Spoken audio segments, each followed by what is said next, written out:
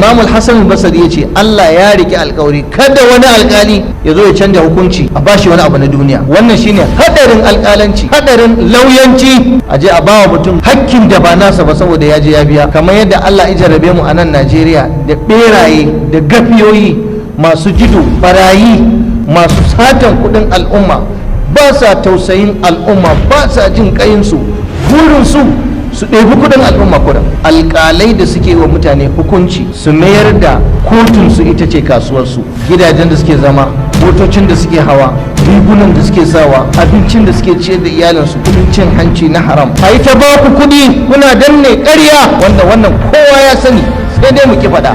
Wasu daga cikin alƙalai, ba duka na ce ba, akwai alƙalan kirki, akwai alƙalan ƙwarai, amma ba su da yawa a ƙasar nan. Wallahi Allah ya mana komai a Najeriya, ba abinda Ubangiji bai mana ba. Alhamdulillah, wallahi malam, muna da ruwa, muna da wuta, muna da fetur, muna da gwal, muna da kaza, amma muna da barayi.